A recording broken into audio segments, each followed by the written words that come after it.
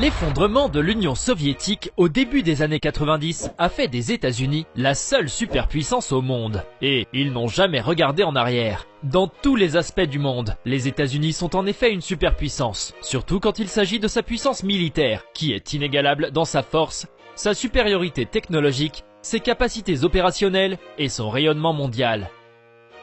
Dans cette vidéo, nous examinerons les 5 principales raisons pour lesquelles vous ne voudriez pas aller à l'encontre de l'établissement militaire américain. L'armée de l'air des États-Unis est la plus forte au monde, non seulement en nombre d'avions opérationnels, mais aussi en supériorité technologique. Le pays exploite actuellement un total de plus de 15 000 aéronefs militaires, qui combinent toutes les branches du service militaire, y compris la marine américaine, l'armée américaine, la garde côtière et les Marines. En 2017, l'US Air Force disposait à elle seule d'une flotte de plus de 5300 avions, 406 missiles balistiques intercontinentaux et 170 satellites militaires, soit plus que tout autre pays au monde. Les États-Unis ont le plus grand nombre d'avions furtifs, conçus pour être des tueurs silencieux et non détectables par les systèmes de défense radar de la plupart des pays. Certains de ces avions furtifs comprennent des chasseurs modernes, comme le F-22 Raptor et le F-35 Joint Strike Fighter, ou des bombardiers lourds comme le B-2 Spirit. En fait, les États-Unis ont été les pionniers de cette technologie dans les années 80, avec l'introduction de l'avion d'attaque furtif F-117 Nighthawk. Les aéronefs furtifs sont conçus pour éviter la détection au moyen de diverses technologies qui réduisent la réflexion radar des antennes radar terrestres, maritimes ou aériennes, réduisant ainsi la section radar, ou RCS. Cette technologie révolutionnaire permet à un avion de 5e génération, comme le Raptor F-22, avec une masse maximale au décollage de 38 000 kg, d'avoir une section radar de seulement 0,0001 m², soit environ la taille d'un bourdon. Ce qui est plus fou, c'est que l'énorme bombardier B-2 a la même section radar que le Raptor F-22. Il devient donc extrêmement difficile de suivre un aéronef furtif, même si l'ennemi les repère sur son radar.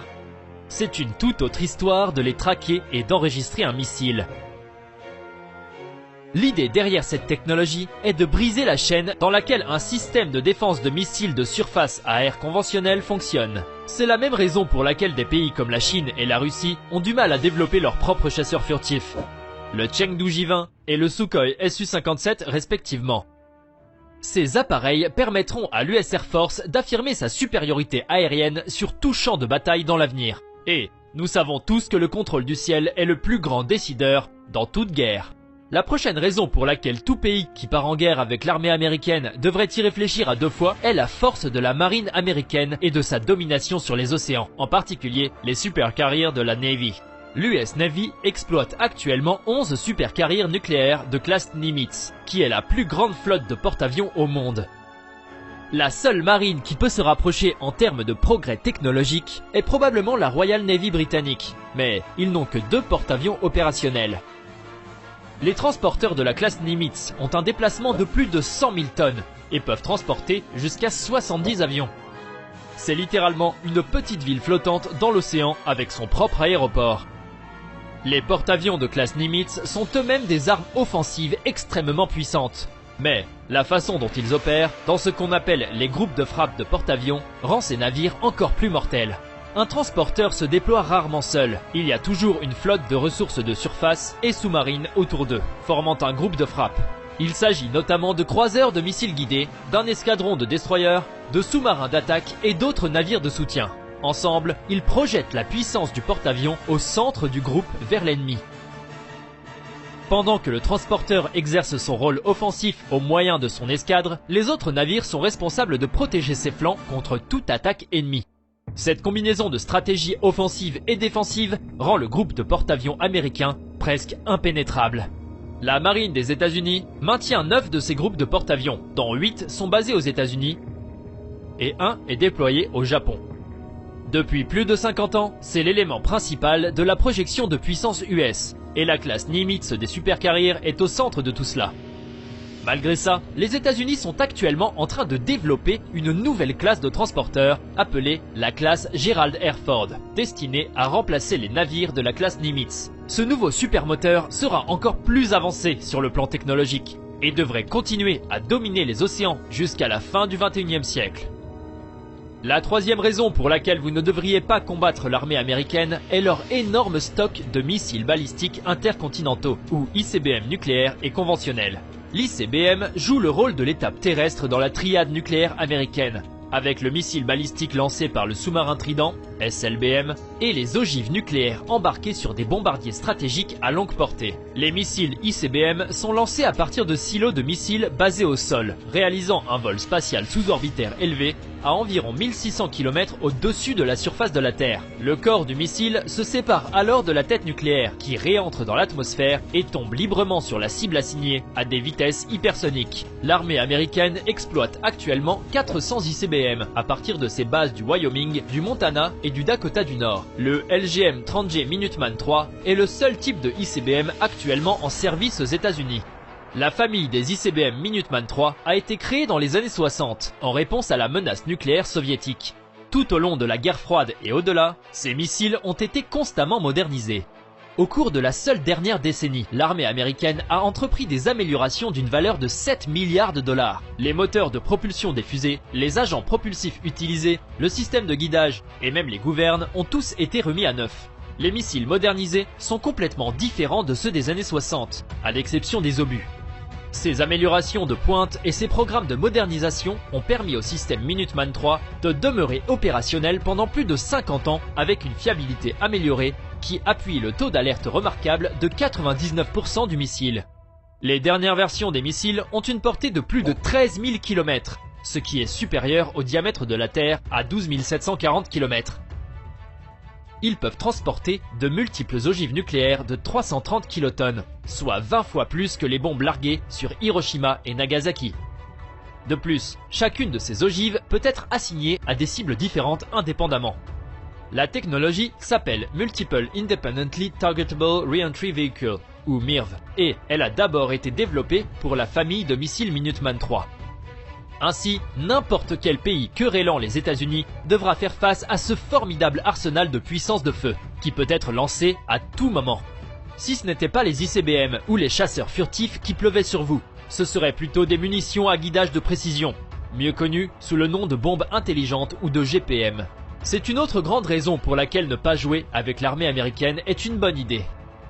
Toutes les branches de l'armée américaine utilisent des bombes intelligentes sous une forme ou une autre. Ces systèmes d'armes sont conçus pour être précis et atteindre une cible spécifique avec une efficacité maximale.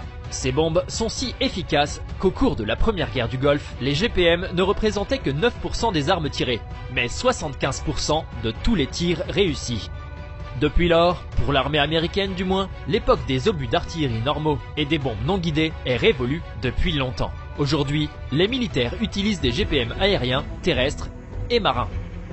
Les munitions à guidage de précision se présentent sous diverses formes et utilisent différents types de technologies pour obtenir des résultats précis. Une grande majorité de GPM utilisent le système mondial de positionnement, ou GPS, pour guider leur trajectoire vers une cible. Cependant, cela devient parfois un problème, car la couverture GPS n'est pas toujours fiable partout dans le monde, où les mauvaises conditions météorologiques peuvent entraver les opérations.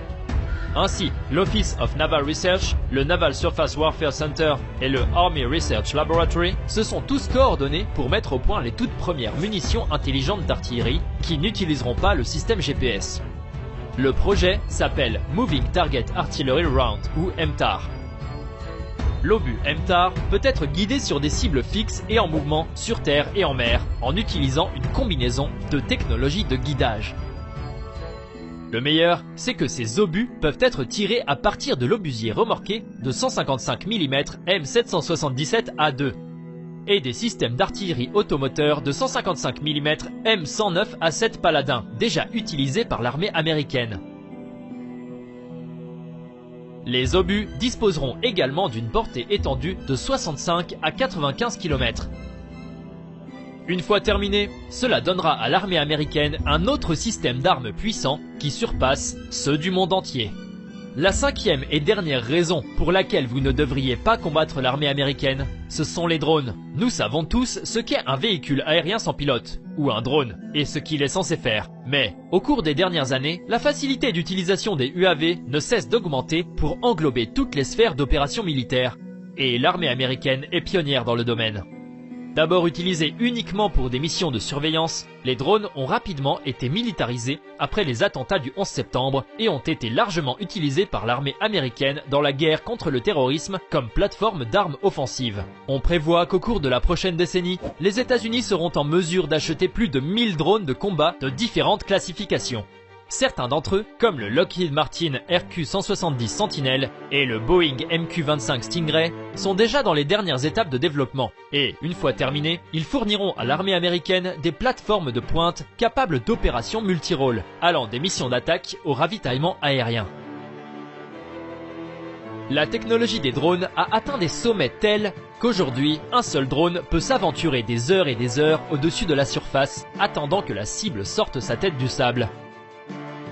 Cette capacité permettra à tous les services de l'armée américaine de réduire leur dépendance à l'égard des plateformes habitées, réduisant ainsi les risques lors des futures opérations de combat.